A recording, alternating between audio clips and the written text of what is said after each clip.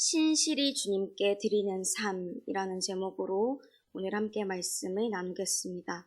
신실히 주님께 드리는 삶입니다. 많은 단체들이 슬로건을 사용합니다. 이 슬로건은 그 단체가 자신들의 요구와 행동을 나타내고 또 대중들이 그 단체의 뜻에 맞는 집단 행동을 하게 하고자 할 때 쓰는 짧은 어구 구호입니다. 꺼진 불도 다시 보자와 같은 이런 좋게 쓰여진 어구면 참 좋겠지만 잘못 사용하면 악영향을 미칠 수 있는 게 바로 이 슬로건입니다. 고린도 교회 교인들에게도 슬로건이라 불릴 정도로 그들이 자주 쓰던 그런 말이 있었는데 그중 오늘 본문 말씀에 나오는 첫 번째 구호는 모든 것이 내게 가하다 라는 것이었습니다. 사도 바울 당시 이 고린도 교회 교인들은 그리스 철학에 상당히 영향을 많이 받았다 이렇게 말씀을 들었습니다. 그 가운데 하나가 육체는 영혼의 감옥이다 라는 사상이 있었습니다. 영혼은 아주 순결하고 아름다운데 육체의 욕망 때문에 아무것도 하지 못한다는 것이었어요. 그런데 자신들은 예수님을 믿어서 구원을 얻었고 자유를 얻었기 때문에 이런 육체라는 감옥에 얽매이지 않아도 된다, 갇히지 않아도 된다라고 생각한 것입니다. 서로 이렇게 이야기하는 거예요. 우리가 그동안 몸 때문에 우리의 영혼의 자유를 못 누렸었는데 예수님이 우리를 자유롭게 하셨으니 이제 시험 들지 말고 다 즐기자. 예수님을 믿기만 하면 정신만 차리면 우리가 술을 먹든지 바람을 피우든지 무엇을 하든지 괜찮다라고 하는 거죠. 정말 심각한 것이죠. 그리고 또 한 가지가 있었는데 이거였습니다. 음식은 배를 위하여 있고 배는 음식을 위하여 있다는 거였습니다. 이렇게 말하는 거죠. 우리에겐 식욕이라는 본능을 위해 배가 있고 배를 위해서 식욕이 있다. 그것처럼 성욕을 위해 몸이 있고 몸을 위해 성욕이 있다. 그러니까 죄책감 가지지 말고 어떤 방법이든 괜찮으니까 성욕을 해소하자 라고 하는 거예요. 여러분 지금 이게 세상 사람들이 하는 말이 아닙니다. 예수님을 믿는다고 말하는 고린도 교회의 교인들이 말하고 있는 거예요. 너무도 자주 이야기해서 구호가 되어버린 말입니다. 하나님의 말씀, 그 진리로 세상을 바꾸는 게 아니라 오히려 세상에 물들어버리고 그러면서 자신이 행하는 것을 합리화시키고 있는 고린도 교회 교인들의 모습입니다. 이들은 자신이 원하는 대로 살고 싶은 마음이 있었기에 이렇게 합리화하고 있습니다. 그럼 이들이 이야기하는 것처럼 주님이 우리에게 주신 자유를 또 우리의 몸을 우리를 위해 마음껏 사용하면 정말 우리가 원하는 것들을 다 누릴 수 있는 것일까요? 사도 바울은 그렇지 않다라고 얘기하며 우리의 몸을 우리의 욕구를 채우기 위해서가 아니라 하나님께 드려야 한다라고 이야기합니다. 바울이 그 이유를 말하는데 그 첫 번째는 우리의 몸이 그리스도의 지체이기 때문입니다. 우리의 몸이 그리스도의 지체라는 것입니다. 고린도 교회 사람들이 물랑한 성생활을 했던 여러 대상이 있었겠지만 그중 하나는 돈을 받고 몸을 파는 창녀였습니다. 그것도 참 문제인데 그냥 창녀가 아니라 고린도에서 섬기는 수많은 우상 중에 하나 바로 아프로디테를 섬기는 여사제들이었습니다. 고린도 교회 교인들은 그들이 이러한 성생활을 하는 게 단지 자신들의 성욕을 해소하는 어떤 방법이라고 생각했겠지만 사실 이것은 우상 숭배를 하는 아주 심각한 일이었습니다. 16절에 창녀와 합하는 자는 그와 한 몸인 줄을 알지 못하느냐 일러스되 둘이 한 육체가 된다 하셨나니 라고 말씀하지요. 자신들은 내가 몸만 잠깐 이 창녀와 함께 있는 거지 내 영은 하나님께 속했다 라고 생각했을지 모르겠지만 잠깐이 아니라 온전히 그와 한 몸을 이루게 되는 것입니다. 그 몸이 음란에 빠져 있으면 죄 가운데 있으면 영혼은 어떻겠습니까? 그들의 주장대로 몸은 이렇지만 영혼은 깨끗할까요? 그렇지 않죠. 그의 영혼도 그 음란과 하나가 되어버리는 것입니다. 예수님께서 더 이상 율법에 얽매이지 말고 죄의 종료를 하지 말라고 자유를 주셨는데 그거를 방종에 사용하는 것입니다. 욕망에 얽매여 버리는 것이죠. 이러한 정상적이지 않은 문란한 성생활과 음란에 빠지는 사람들은 그 죄를 벗어나기가 쉽지 않습니다. 중독되는 것입니다. 사람을 올가매고 계속 올가매는 것에 얽매이게 되는 것이에요. 죄에 빠질 때는 죄에서 떠나고 다시 주님께 돌아오기까지 얼마나 수많은 눈물을 흘리고 회개해야 되는지 알지 못합니다. 죄 때문에 눈이 가리워지기 때문이죠. 그렇지만 죄에는 반드시 대가가 있습니다. 그 누구라도 주님과 한 몸이 되어 살아가지 않으면 그리스도의 옷을 입은 그리스도의 지체라는 사실을 잊어버리게 되면 죄의 유혹, 특별히 이 음란에 빠질 수밖에 없습니다. 그렇기 때문에 우리는 날마다 창녀의 지체가 되는 삶을 선택하지 않고 그리스도의 지체라는 사실을 깨달아서 그것을 의지적으로 선택하면서 살아가야 합니다. 요즘의 시대는 더 그렇습니다. 미디어에서 너무나 많은 음란물들이 넘쳐나고 있고 광고에서도 동성애와 관련해서 너무도 아무렇지 않게 나오고 있는 이런 시기입니다. 우리는 날마다 그리스도의 지체를 선택하면서 살아가야 됩니다. 그리고 또 한 가지, 주님이 우리의 신랑이시고 우리는 주님의 신부라는 사실을 기억해야 됩니다. 주님이 우리의 신랑이고 우리는 주님의 신부입니다.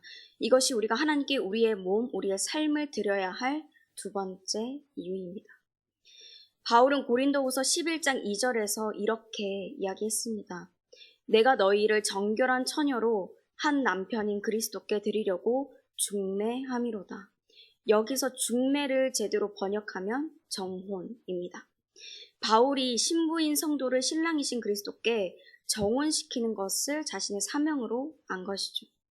물론 성도 중에는 남자도 있지만 하나님은 많은 성경 구절에서 성도들을 정결한 처녀, 또 신부로 비유해서 말씀하셨습니다. 이스라엘의 결혼 풍습 가운데 있는 이 정혼은 오늘날 우리가 말하는 약혼과도 같은 말입니다. 그런데 다른 점은 이스라엘의 정혼은 법적 구속력이 있다는 것입니다. 남자가 장인될 사람에게 신부값이라는 것을 이제 내게 되면 신부의 아버지가 신랑에게 엄숙한 언약을 함으로 이 정혼식을 하게 되는데 신랑은 동침하는 것을 제외한 결혼의 모든 것을 권리를 누릴 수 있었습니다.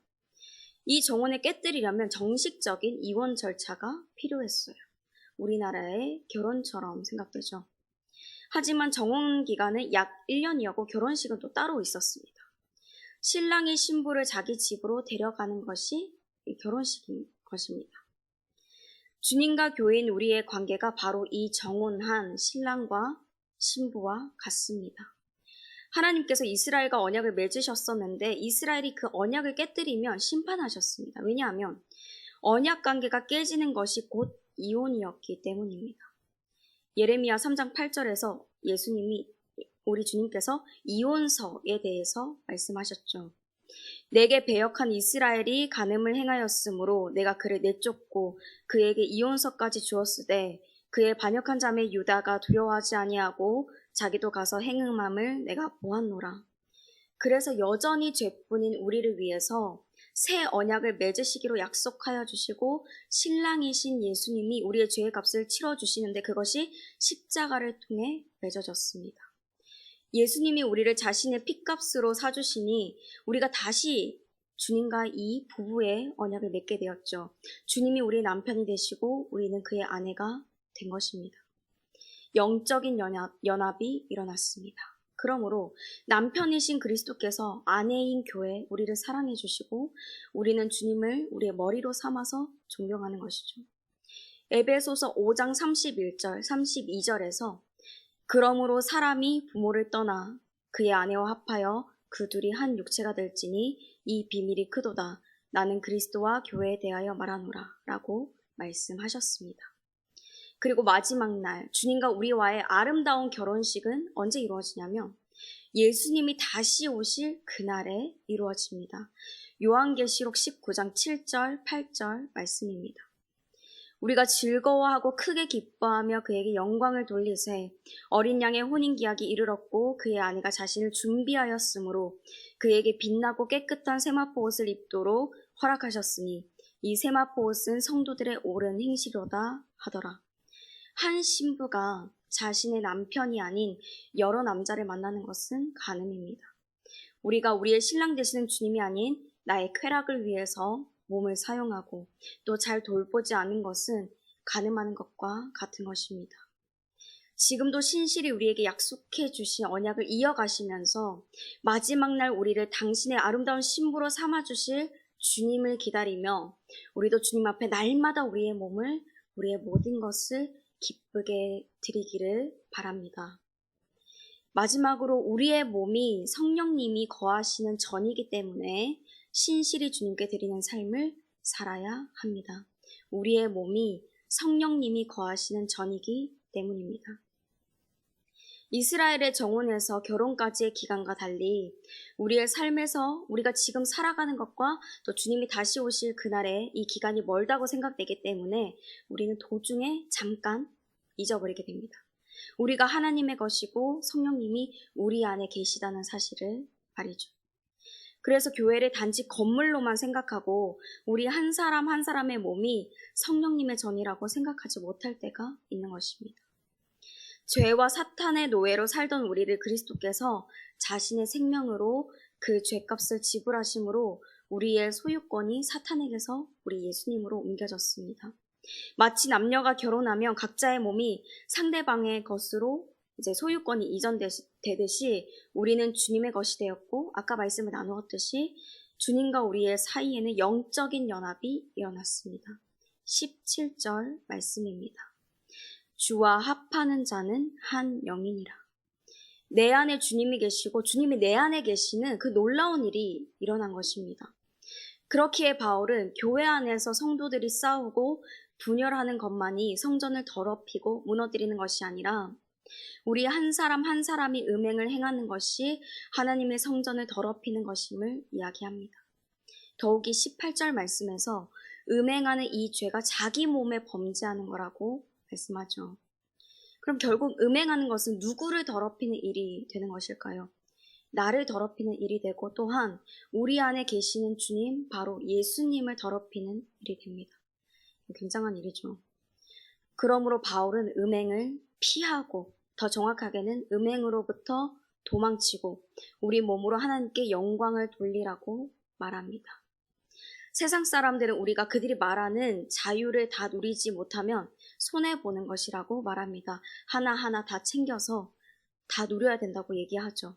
절제하고 인내하는 것보다 세상에 있는 것들을 다 누리라고 이야기합니다. 즐기라고 말합니다. 그러나 성령님은 우리에게 정말 참된 평안과 참된 자유를 주십니다. 그 무엇보다도 우리를 충만하게 하시고 부요하게 하시며 영화롭게 하시기 위해서 우리에게 오셨습니다. 그러므로 우리는 성령님이 거하시는 오늘도 예수님이 역사하시는 우리의 몸을 쳐 순종하고 하나님이 기뻐하시는 거룩한 산제물로 드리는 영적인 예배를 드려야 합니다. 사랑하는 성도 여러분, 우리는 자신의 자유를 위해서 세상 사람들과 똑같이 선택하고 똑같이 살아가는 존재가 아니라 매일 내 몸과 마음을 주님께 드리기로 선택하며 살아가야 할 그리스도의 지체, 주님의 신부, 성령님의 전입니다.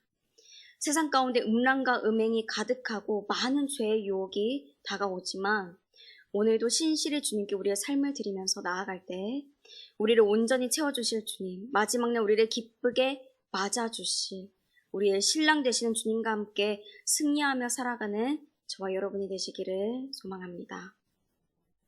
함께 말씀을 기억하시면서 찬송가 289장 부르시겠습니다.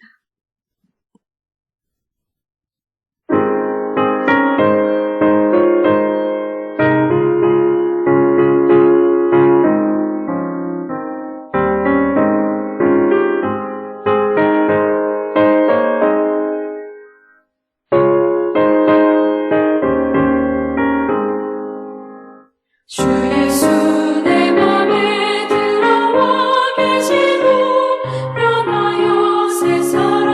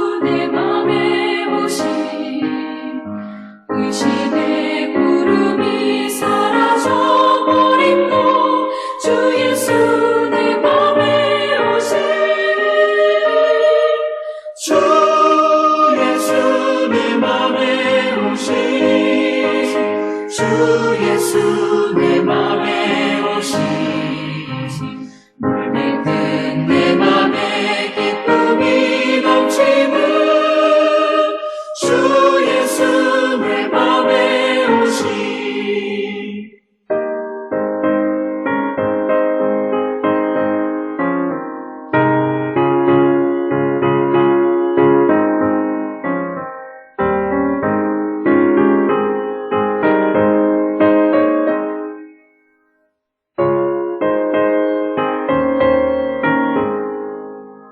사방에 음침한 골짜기가 다가 밝은 빛 고련히 비춰 저 멀리 하늘 무한하게 보임도 주 예수 내 맘에 오시 주 예수 내 맘에 오시 주 예수 내 맘에 오시 물밀 듯 내 맘에 기쁨이 넘치는 주 예수 내 맘에 오시 내가 저 천성에 올라가 살기는 주 예수 내 맘에 오시 천성에 올라가 주님을 뵈리니 그 기쁨 이길 데 없네 주 예수 내 맘에 오신 주 예수 내 맘에 오신 물밀 듯 내 맘에 기쁨이 넘치는 주 예수 내 맘에 오신 이제는 우리 주 예수 그리스도의 은혜와 하나님의 그 크신 사랑과 날마다 우리와 함께 하시는 성령님의 교통하심이 많은 세상의 죄악과 유혹 속에서도 우리의 몸과 마음을 하나님이 기뻐하시는 대로 신실히 드리며 살아가기로 결단하는 모든 주의 자녀들과 그 삶의 모든 지경 가운데 영원토록 함께 하시기를 간절히 축원하옵나이다. 아멘.